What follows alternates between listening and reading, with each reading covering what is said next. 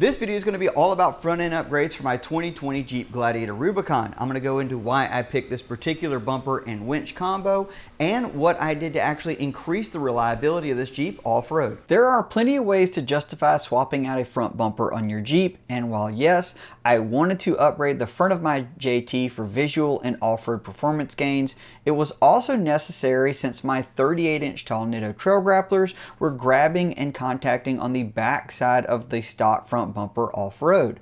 Currently my Jeep is running a 3-inch BDS suspension lift, which you can learn more about in the video link coming on the screen now.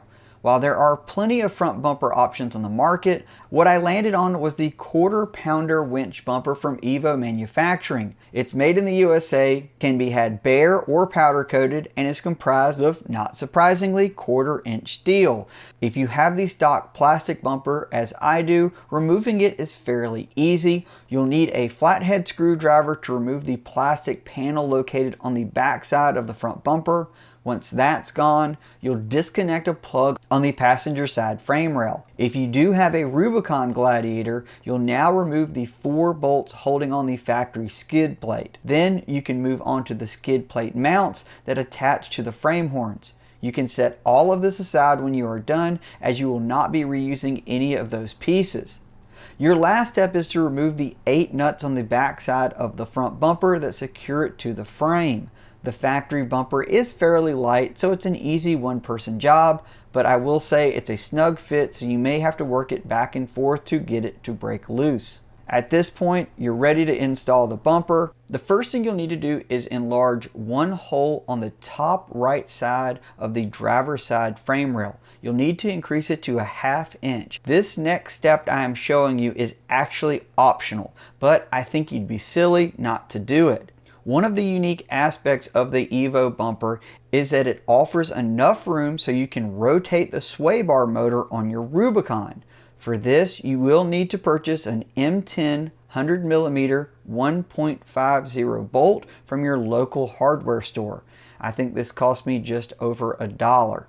Doing this not only gives you ground clearance gains, but it protects one of the most common failure points on the Wrangler and Gladiator Rubicon, which is the sway bar plug. I decided to take things a step further and remove the motor entirely and replace it with this EVO No Limit sway bar kit. This allows me to manually disengage and engage the front sway bar whenever I need to, and I don't have to worry about any electronic failure. It bolts directly in place of the factory motor, and you can simply cover and route the harness plug out of the way. You will need to tell the computer that you no longer have a sway bar motor, which I was able to easily do using my Taser JL Mini from Z Automotive. Okay, back to the bumper install. In order to install the bumper, you will need to chop the stock frame horns. I used a Sawzall to handle the main cut and went back in with a grinder to clean things up. Since I got the optional stinger, I needed to test fit the bumper and mark the 6 holes that attach the stinger on the top side of the bumper. Once I drilled those holes, I found it actually easier to attach the stinger to the bumper on the ground, as it made getting to the hardware on the top of it a lot easier. Another note here is you'll want to go ahead and grind a small amount off of the top of the frame horns, because the hardware is a little long and it will contact this, which won't allow the bumper to sit correctly until you do so. Once you have all that cleaned up, you can put the bumper on. The hardest part of this job will be making sure that the plates that go between the bumper and the frame horn stay aligned. You can make this a little bit easier by putting the bolts in essentially backwards on each side, but it's definitely a challenging job to do yourself. With 2 people, it would have been a little bit easier. As you can see, I managed. Now my Gladiator has a gross vehicle weight rating of 6,250 pounds, which means I needed a winch with a rating of at least 9,375 pounds. I always like to round up, so I opted for a come-up winch with a rating of 9,500 pounds. The specific winch I am using is the Solo 9.5 RS. This is Come Up's latest premium series winch, which delivers faster line speed and a lower amp draw than a Warn Xeon 10S. It's also worth noting that the Come Up control box is removable, but that's not necessary for the EVO Bumper Install, and I was able to use the hardware included with the winch to mount it to the EVO Bumper.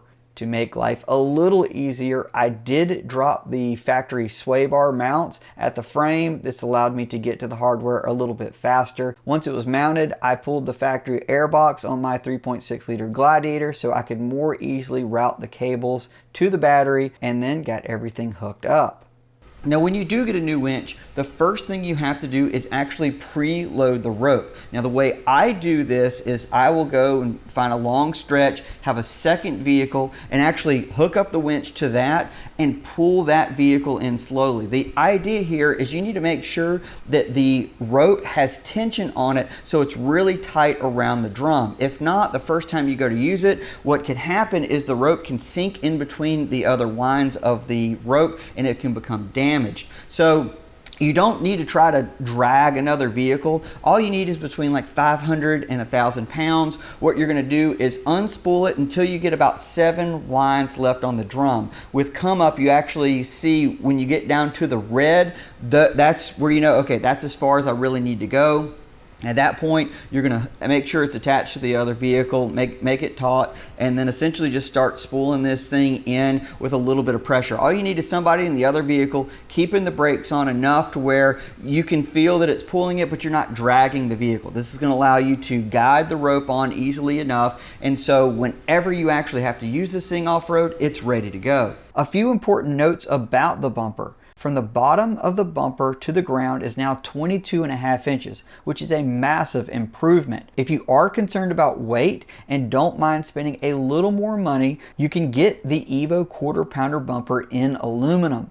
Well, at the end of the day, this accomplished a few very important things. Number one, I now have plenty of room for those 38s to be able to cycle, and they're not rubbing anything up front. That's a big deal. Obviously, I increased the approach angle of this Jeep significantly, going with a stubby front bumper. I'm a bigger fan of a stubby front bumper in general. I think they're better for off-roading. I visually like how they look. I know not everybody is a big stubby bumper person, and that's perfectly fine. For me, I feel like it fits my needs. The stinger is completely unnecessary and just for looks. I hope I never have this thing down in a spot where I need a stinger to keep me from rolling one way or the other. I just liked how it looked, and I'm happy that I opted for it. EVO, it's worth noting, all this stuff is made in the USA, so that's a big, I guess, thumbs up for me in terms of EVO manufacturing. In terms of the Come Up winch, I felt like it had a lot of options that made it attractive. I've tested a lot of different winches over the years. This is my first Come Up I've ever had. I do like a lot of the features that it does have kind of out of the factory. I think it's very clean. I like the wireless remote that comes with it. I do like the hook. You get a lot of nice appointments.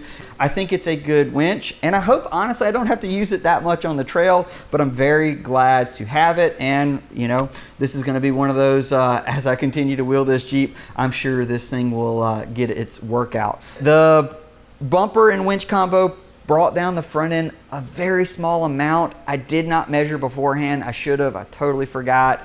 It's not enough that I feel like I need to add a spacer or anything like that. I'm fine with the look. If anything, I typically prefer my Jeeps to be a little bit nose down in the front because I'm constantly hauling various gear, dirt bikes, kid stuff in the back. So I don't mind. I don't want to be squatting, you know, driving hours going up to the mountains or something like that. So that's really not a big deal. Didn't really notice a ton in terms of weight over the front wheels on road and off. You can tell there's a little bit more weight there, but it's not so much where I'm like, oh man, my steering is suddenly terrible. It's just a little bit more weight.